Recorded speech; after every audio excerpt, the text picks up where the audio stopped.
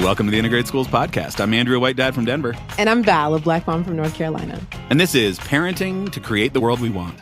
And today's conversation is a parent conversation. That's right. And it involves a little known story, but my good friend Jon Tobin and his wife Amanda are joining us today.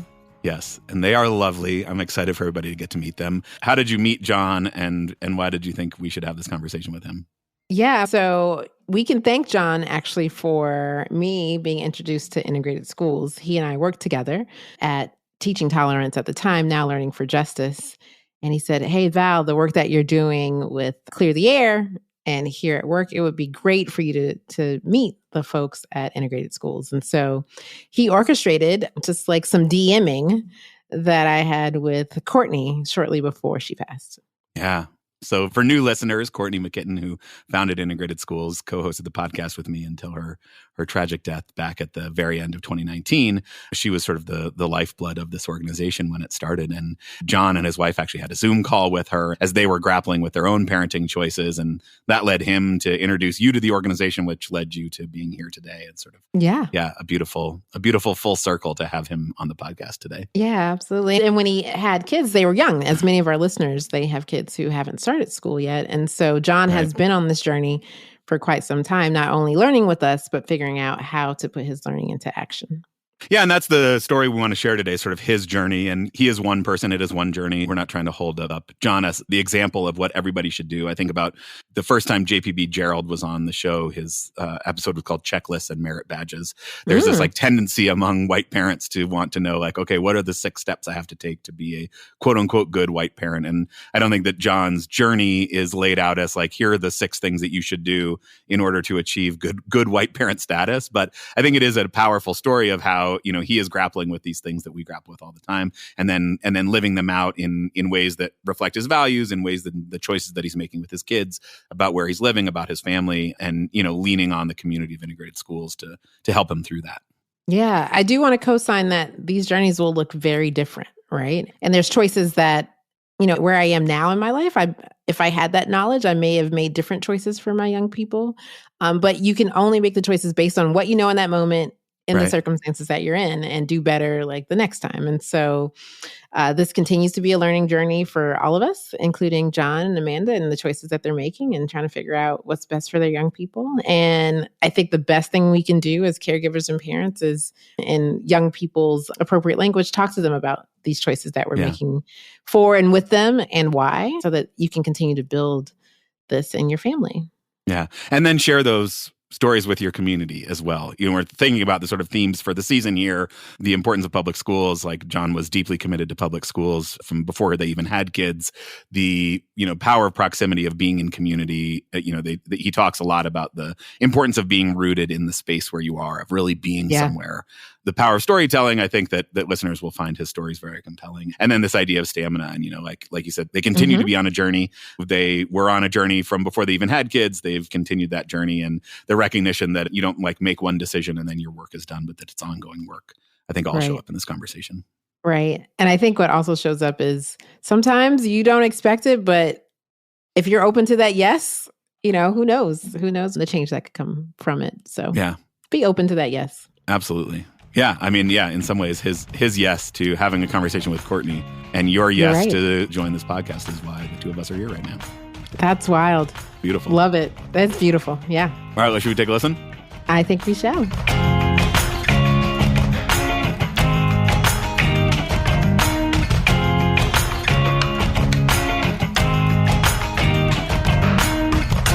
Hi, my name is Jon Tobin. I am a white dad, and I live in Jacksonville, Florida.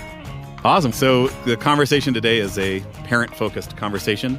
We want to hear your story and kind of just reflect on it. So maybe we can start. How did you come across integrated schools as an organization? Yeah, so it had to be around 2018, 2019. My son was about 3 years old, and we were having pretty serious discussions about schooling and education and all that. And so had been doing some research just around groups that were focused on equity in education. That had been something that I cared about. It was something I was doing in my work. I'm a former classroom teacher. Shout out to middle school teachers. Yeah, middle schoolers are my people. And yeah, I think I just kind of stumbled across integrated schools as an organization. And it was, obviously really small grassroots organization.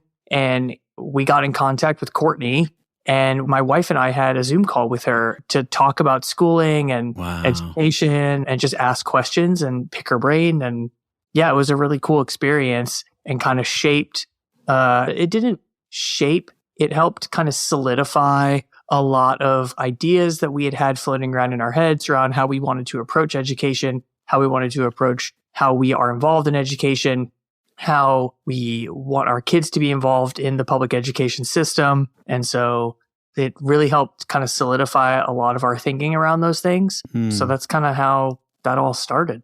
That's amazing. Okay, I'm having a moment. I did not anticipate having this moment because I didn't know Courtney was part of your story, Jon. And just what a beautiful time to just like pause again and see Courtney's impact, on Jon years ago. Yeah. That led to this conversation today. I'm feeling super moved right now. So yeah, me too.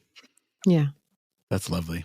It is lovely. She made a really good joke with us about like being white parents bringing like organic carrots to the PTA meeting. And it was really, really good. That stuck with you. Yeah, that has stuck with me.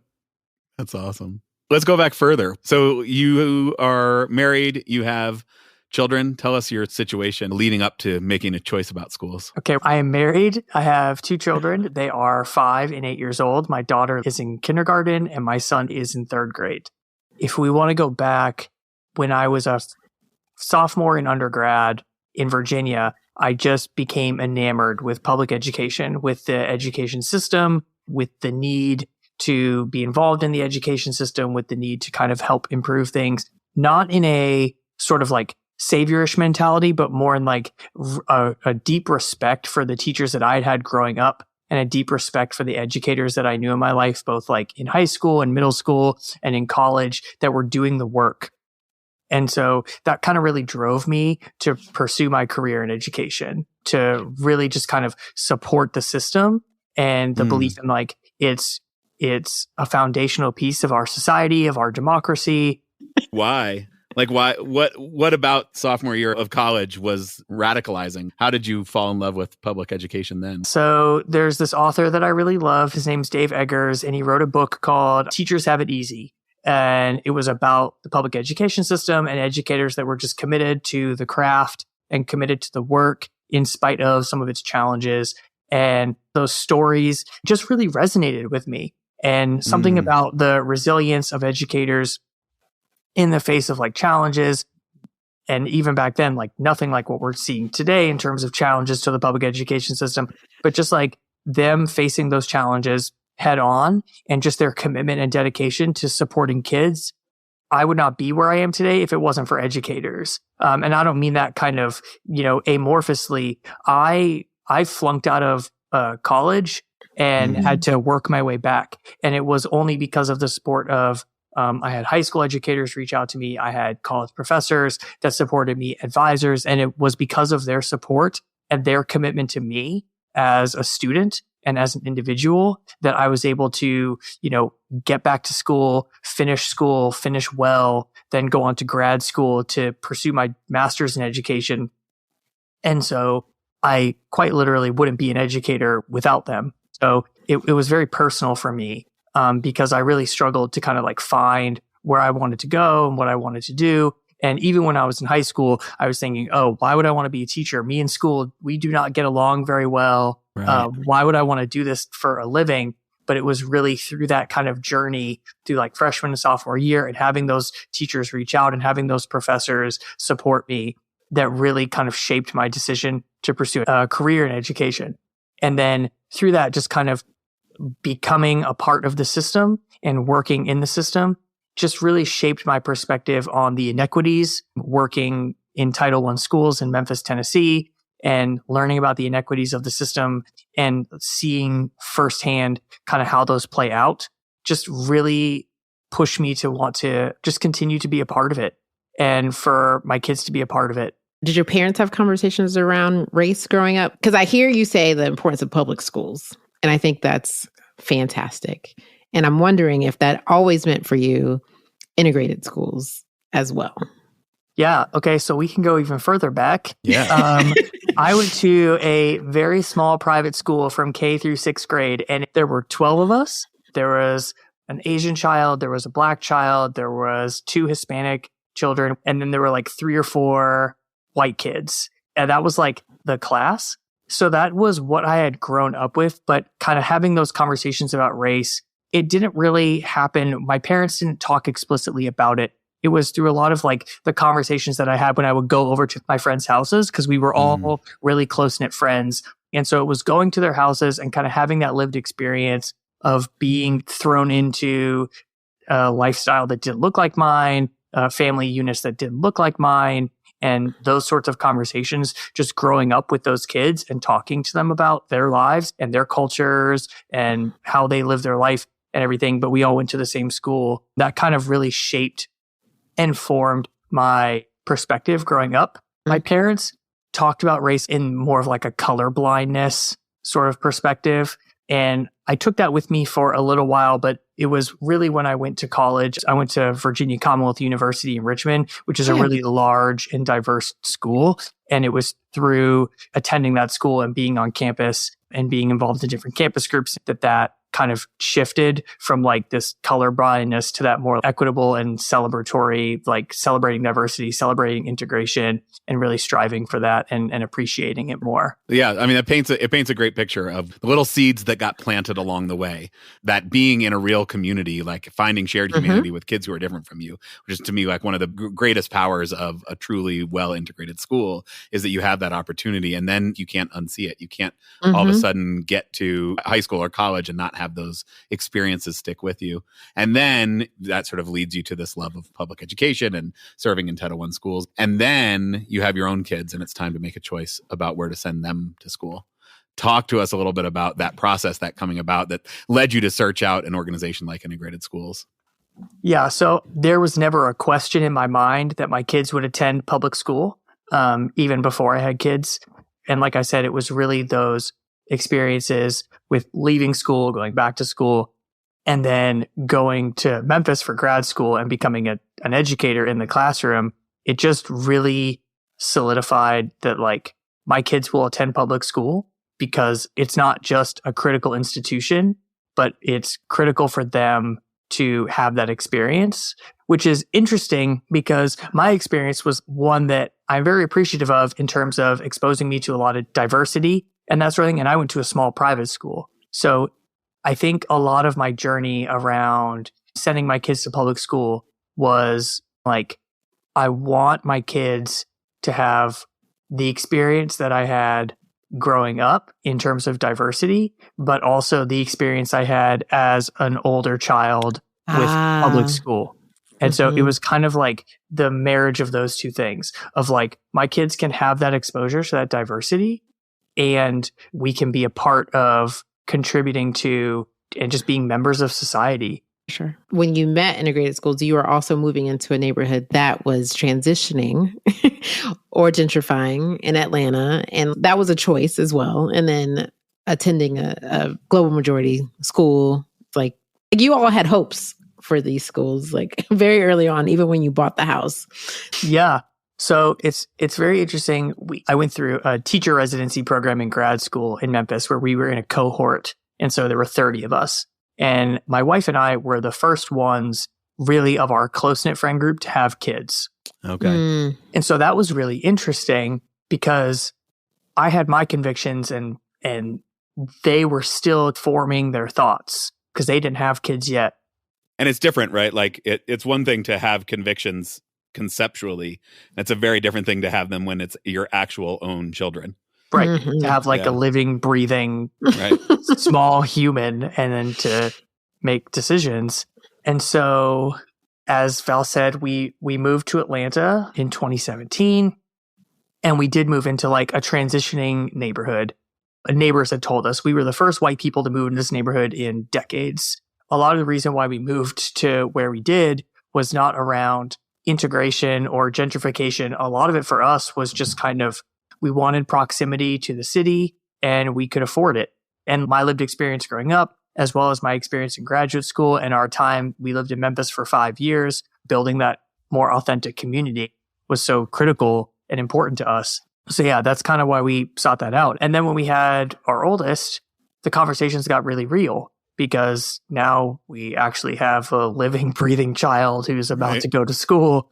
And like I said, it was really important for us to have diversity. That was what we had kind of valued. You know, you can hear stories about great schools and all these websites that measure things. And you know, from working in the system, I knew that a lot of those websites are extremely biased, are extremely racist, are extremely prejudiced towards certain types of data. And so we wanted our kids to go to a global majority school, as well as it needed to be a public school. When my oldest went to kindergarten, he was the only white student at the school. And that presented its own sets of, I don't want to say challenges. There were some challenges, but overall it had its own set of experiences. But he loved his teachers. It had a diverse teaching staff. And that was the important thing for us, is that he was in the neighborhood school and he loved his teachers and he was learning and he was part of a diverse community. That was really, really important to us. Yeah. Tell us a little more about making that decision. How did you choose that school? You know, after having the conversation with Courtney, we went and we toured the school. And I have mixed feelings about like touring schools, but at the time, like we wanted to meet the teachers, we wanted to meet the principal, we wanted to see the space. And we didn't approach it from the sense of deciding of whether or not we were going to send our child to this school. It was just more so we could get an idea of what the school was like and kind of the vibe, so we could mentally prepare ourselves for sending our kid there. Right. What was it like being like the only white parents in the class? and how did you build relationships with other parents? Yeah. So my wife, she's sitting right here now. I was just going to ask you. Oh, awesome. Let's bring her into this conversation too. Maybe she can introduce herself. My name is Amanda, and I'm a white mom in Jacksonville, Florida.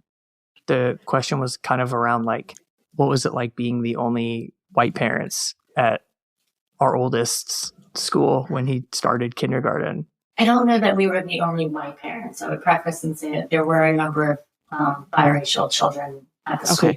However, I feel like being a white family in a school where it was not common, definitely faced some skepticism from some parents initially, especially since our area was beginning to gentrify. But we worked really hard to build relationships. And it also helped that our son made friends easily. And so I think the hardest thing for me was knowing how to lean into the discomfort when it was all very new for me as well. And just trying to be patient in the process of getting to know people and building relationships, even when we were viewed initially with a little bit of trepidation. Not to say that we had to prove ourselves, but really just we had to gain trust and we had to build those relationships little by little, and it might have come a little bit more easily if it were a different circumstance. That just reminds me of a lot, because she's right. There was definitely a heavy dose of kind of skepticism of, what are you doing here? Why are you here? Why do you want to be here? What is your angle, sort of thing? I've heard, stories, and there are podcasts about this, about, white families coming in and taking over and starting a club or starting a this or starting a that. And the anecdote about Courtney's joke about organic carrots, that stuck with me because that was the sort of thing that we did not want to do. We wanted to approach it with like a posture of humility, and we did not have a posture of, we get special treatment because our son is the only white person. It was way more about like, we just believe in the system. We believe in the quality public education. We believe in the value of neighborhood schools and authentic community around that. And so we're here, and we're here with all the ups and all the downs, and we're just here to participate and be a part of this and not rock the boat, but just like, we're just here because this is where we live and this is the neighborhood school. And so we're not going to say, oh, well, we want the cheap housing price of a gentrifying neighborhood, but we're going to send our kid across town, or we're going to send our kid to a private school, or like, we're not going to be fully in this community. We just made the decision early on, like, if we're somewhere, we're somewhere. And so that was kind of our mindset. We had really fallen in love with the neighborhood and really spent a lot of time getting to know the neighbors and just the overall community. And so it made it a much easier choice for us to choose this school in our neighborhood, even though it, by a lot of people's typical process of, okay, what does grade school say? Or what do the other neighbors say? Or what do the other parents that look like me say?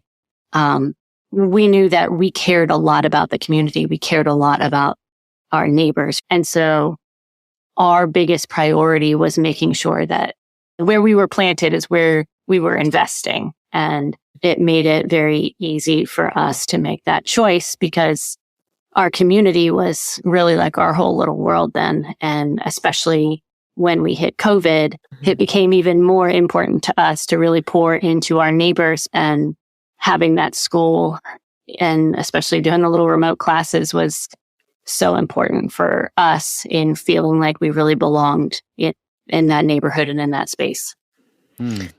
Andrew, what are you thinking listening to this? Well, so I kind of want to go back again because there's like such conviction in your words, and yet it was countercultural. So I'm curious about where that conviction stems from in your past. And then I'm wondering, what role did the conversation you had with Courtney and finding integrated schools play in solidifying that? It wasn't like a new idea to you, but in kind of giving you the space to live into that. Yeah.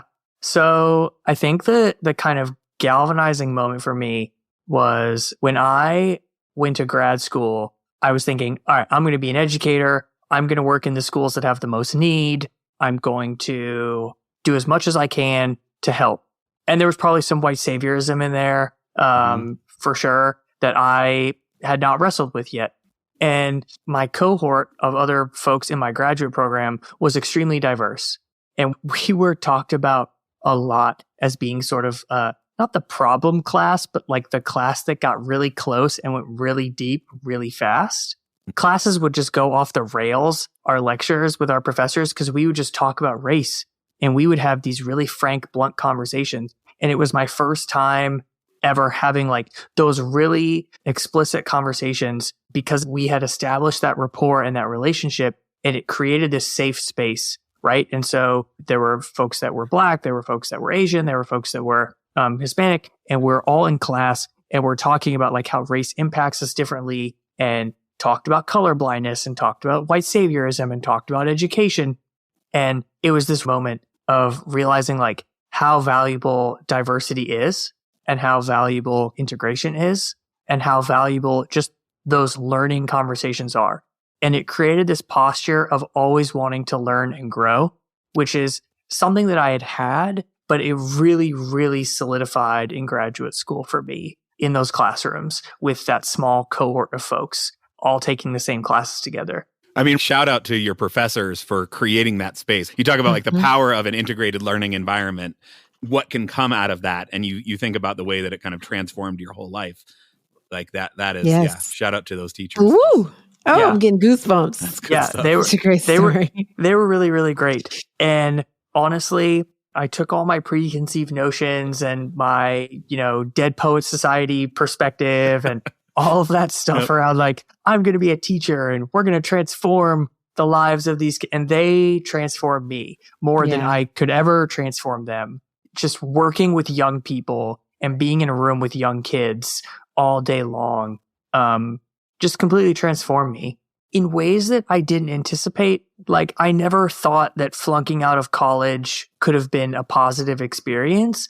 But being able to connect with students around like, I'm getting a bad grade or I'm not doing well in this class. My first year teaching, I was teaching freshman English, and I'll never forget, I had a 17-year-old, a junior who was in my freshman English class, and being able to connect with him around like, I know what it's like to fail. We've had vastly different lived experiences, but like on this, we can connect. We can connect around education. We can connect around this experience of like, I don't belong here. I don't belong in school. School is not for me. School and I don't get along. Exactly. And being able to connect and build that relationship and build that trust and build that rapport just through being like honest with the kids. And then they were honest with me about their lived experiences and their life. Those 5 years in Memphis especially those first 2 years when I was in grad school and then my first year in the classroom, really kind of changed the trajectory of my whole life, where I wanted to live, what I wanted to do, how I wanted my life to look. Okay, fast forward, because you picked your neighborhood, you talk to Courtney, you do the things that integrated schools advocates for, right? Like To a tour pledge. that's right, you know. And then your kid goes to school, you figure out how to humbly be a part of the community, you're working to build relationships. But then COVID hits and you move to Florida. Talk to us about that. Yeah. So my oldest finished preschool virtually, which was not fun. And then first grade, he was in and out of school. There were outbreaks. He was there. He wasn't there.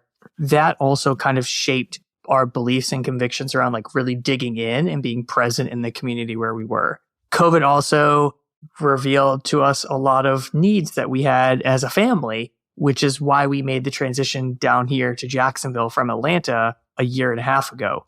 And so his first normal school year was his second grade year. Every other experience he had been rocked by COVID, and he wasn't able to develop those relationships with kids. I mean, there weren't extracurriculars. There wasn't after school care in Atlanta. Right. There wasn't all the like pieces. The PTA wasn't active because they couldn't be. And so all the ways that we wanted to dig in weren't available. And then we went through personal stuff and made the transition down here to be closer to family and et cetera, et cetera. But when we were looking for housing down here, we had two criteria.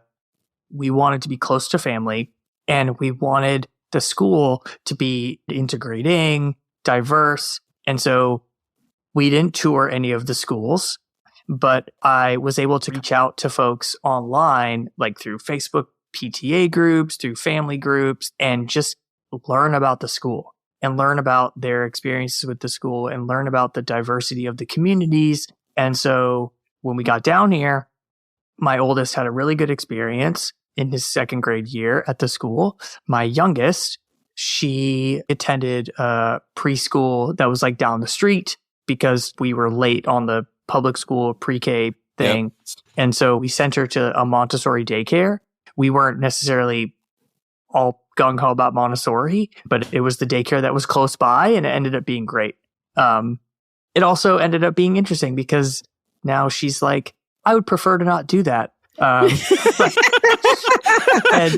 the teacher's like, yeah, that's not how this works. Yeah, exactly. Her first couple weeks in kindergarten this year, the teacher would say, we're doing this. And she would say like, oh, I don't want to do this. I would like to do something else. Can I do this activity instead? And they're like, no, that's not how this works. But all she had known, I know, all she had known was Montessori, and like you get to pick and choose your journey, and that's not how it works. Right. But she's doing great now. So that was really good. So yeah, again, we just knew that wherever we were going to be fully there. And so it was never really a question of whether or not we were going to send our kid to the neighborhood school. It was just a matter of how can we be involved? How can we be supportive in a way that is approaching with humility, without saviorism, with a posture of wanting to like learn and grow and not reinvent the wheel, but just fold ourselves in to what's existing and see how we can be involved in that. So throughout all of your storytelling, you have hit on a theme of perseverance, right? You and your wife together persevered, you researched, you thought a lot about it, you built the relationships, you decided to commit. Can you talk a little bit about how you are able to sustain that? What's your source of support and joy, or is it just the two of you all together? Do you have a community that helps you persevere in these instances? Yeah, so our family was extremely not supportive of our educational decisions when we were living in Atlanta, but they were extremely not supportive of our housing decisions when we lived in Memphis, when we lived in Atlanta. And so there was not a lot of support there, but there was a lot of support from my friends that were in the graduate program that we were all kind of teaching together. And a lot of us like having kids and having similar experiences and having similar convictions, having that sort of solidarity around like, it's not like the higher ground. It's just, it's what makes the most sense for how we want the world to look, how we want society to look. We wanted our choices to reflect the way we want the world to be, the way we want the world to look. And so that kind of drove all of our choices and our decisions. As far as perseverance, a lot of it is just kind of supporting each other and also seeing kind of the fruit born in the level of empathy, in the level of community and relationship that our kids are building in the school community. It's really, really powerful, to the point that last summer, this is an interesting story. Last summer, one of my oldest, his friends from Atlanta and his family came to visit us and stay with us. We did not know that they were going to bring their 6 siblings to stay at our house. Oh my God. Surprise. Yeah. Surprise. But it ended up being like really, really fun. We went to the beach. It was a great experience. It was super awesome. But just like all that to say is the relationships that my oldest had developed, even through the virtual schooling, even through the in and out of school, Right. was just like so powerful and great. And that's sustaining, right? Seeing it pay off. I love that idea. Yeah, that's very, very sustaining. And just the fluency that, because we have had explicit conversations around race, around racism, around bias, in age appropriate ways, but talking about bullying, talking about all those sorts of things, and just seeing that fluency kind of borne out in the experience that our kids have when they go to school, when they're standing up against bullying, when they're standing up against biased language. That's been extremely powerful. And I think it's one thing to have those conversations with your kids. And I think that that's like a critical component, right? But it's one thing to do that. And then your kid goes to an all white school and is not seeing it, is not having those conversations with people that look different from them, that have different lived experiences from them. It just gives like a much deeper level of context and understanding that you can only get from living in a community and being part of a community that like reflects the world. Totally. Yeah, I mean, that's the magic of it. You're like, well, look at this book. Let's tell the story. Let's talk about it. But unless your kids can relate it to a friend of theirs who they see themselves as equal with, then it's just intellectual and it doesn't like actually hit their heart in the same way. And so then you don't get the chance to see that sort of like empathy blooming. Yeah. Have you and your wife always been aligned on this? Ooh, that's an interesting question. I don't think we were misaligned in the sense that my wife wanted different things. I think one of the reasons that she is my wife, and one of the reasons I love her, is because of her commitment to community and commitment to being where you are. And so it wasn't that we were misaligned. It's just that I was ingrained in the world of education. And so I was able to like think about those things. And then when our children came along, we started having those more in-depth conversations, but we were very aligned on being in a community, on being fully present where we were, and valuing that diversity of thought, that diversity of lived experience in how we wanted our life to look, how we want the world to look. And so I think that the discussion around schooling was a really easy one because we were aligned on some of the other things. Being the first people with kids in your friend group, did your decision making have any impact on them? I think it did. It doesn't have to be this big, scary thing. A lot of people can be like, oh, the dangers of public school or the et cetera, et cetera. And not that my friends felt that way, but just they're asking the same questions that white America says to ask around like, where are you going to send your kid to school? For your kid. Right. Get the best. You got to get yours. And that's all rooted in bias and prejudice and racism and fear and et cetera. And so I think it did impact them seeing us do it and lean into it and make mistakes and misstep, not in the choices that we made, but just like in building relationships with folks, in kind of having some of that like misplaced white saviorism, just seeing us learn and grow and lean into that learning and growth, I think was really powerful for them. And we have some friends that live in Atlanta in a different neighborhood, and they decided to send their eldest to their neighborhood school, which was really cool. And so I don't know if it's because of us, but we had conversations around those things and had conversations around like the value of being invested where you are and kind of having those similar aligned values around like being in a community and really being in a community and not just like, I'm here, this is where I live, I'll know you as my neighbor, but my kid is going to go somewhere else because they got to get theirs. But like, we're going to invest where we are and be a part of this. Yeah. No school decision is made on one factor alone. So, right. Were you the deciding factor in somebody? Probably not. Right. Just like your conversation with Courtney was not the thing that made you decide to invest in your school, but all the conversations we have, which is why we talk about all the time, the importance of having these conversations in our communities, not being afraid to talk about it, to bring these things up and talk about it, because people out there are wondering, they're curious. They're saying, I don't know about these messages that I'm receiving. So, I mean, I think one of Courtney's biggest brilliance was this idea of people like you do things like this. And so I think, your story for your friend group is oh, well, maybe it's okay to do this. Maybe I don't have to fall into it. I have these beliefs that I, acquired over learning and teaching and growing and having this like incredible community experience to unpack all of the stories that I've been told and untell them and retell them in new ways. And then I'm getting all these other messages about what to do with my kids. And maybe there is actually a way to kind of combine those things and bring them together. And it's in the power of relationships. It's in the power of telling stories. It's in the power of being in community with people that you realize like, oh, maybe it is possible to do that. Yeah. As a longtime listener, what would be like something you would want people who are like you were when you first met integrated schools, listening for the first time, trying to get connected, making decisions about how to get involved? What would you want them to hear from you? So many things. Yeah. It's like a letter to your younger self. I mean, you are all the places that many of our listeners are right now and are going to be in a handful of years. And I think that's why I really wanted you on the podcast, because I think your story is important. Well, thank you. I appreciate that. I think trusting the process, it's something that we're discovering down here is there is a lot of disconnect, and it's hard to know how much of it is we live in a much more suburban area now. And so it's hard to know how much of it's kind of from COVID and how much of it is some of the sprawl, but it takes a lot of work.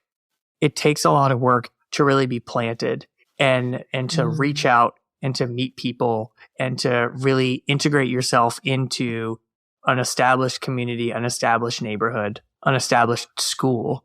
And so I think the biggest thing that I would want if I was talking to myself, it would just be to trust that process. And you take it one day at a time, one step at a time. I'm not thinking about where my son is going to go to college right now. I think about that sometimes, but I'm thinking about his educational experience now.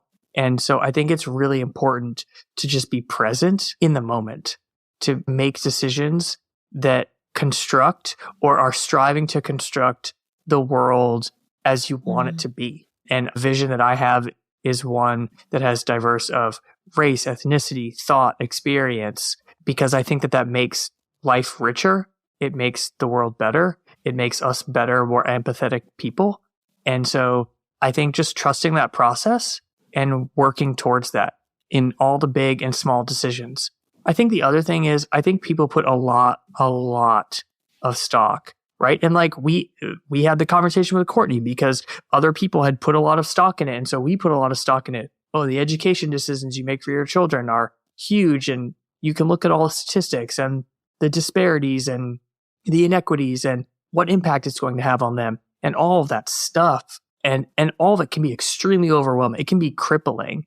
It can be debilitating.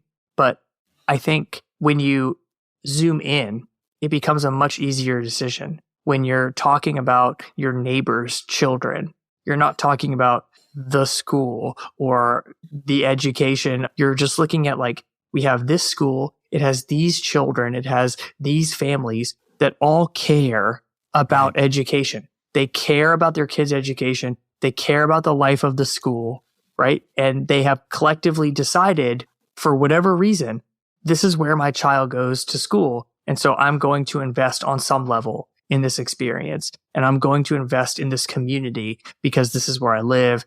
And I think that there has grown to be such a disconnect between like living somewhere and really being somewhere. And just like, this is where my house is. And all my stuff is all over the place, right? My kid's school is over here. My job is way over here. This is just where I hang out and rest my head at night, as opposed to like, this is a community and we're going to be a part of it. That is beautiful. No, yeah, this is great. I really appreciate you coming, sharing your story is I think hopefully an inspiration to others out there. You know, there's not the way to do it, but a way to do it. and that power of being in community, of finding yourself rooted and investing in the things that are close to you. And then, yeah, I think the idea of doing our small part in every moment to make the world look a little more like we want it to look. Just super powerful. I'm really grateful for you for coming on. Yeah, thank you, Jon and Amanda. Yeah. Yep. Thank y'all so much.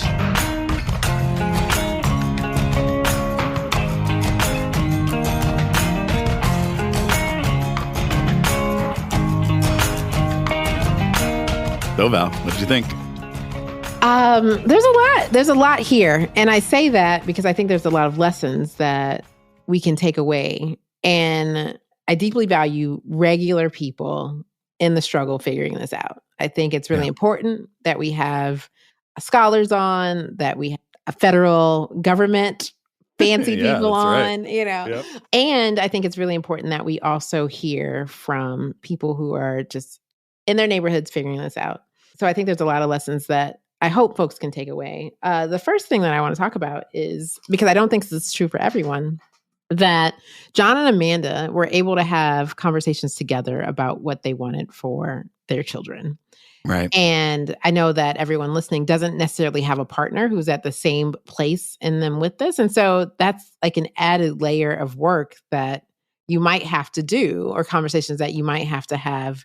It's a gift to have a partner who is in it with you in the same way and is encouraging this, but it's not a guarantee. And so I don't want people to feel bad if they haven't had these conversations with their partners, or if they haven't gotten to a place where their partners agree with them necessarily, but it's still worth the conversation each time you have it, each time you go to make that choice. I mean, the number of emails that we've gotten from people who want an episode just on that, like my partner and I are not aligned on this. And I've struggled to figure out, like, what does that episode actually look like? Because neither of us are marriage counselors.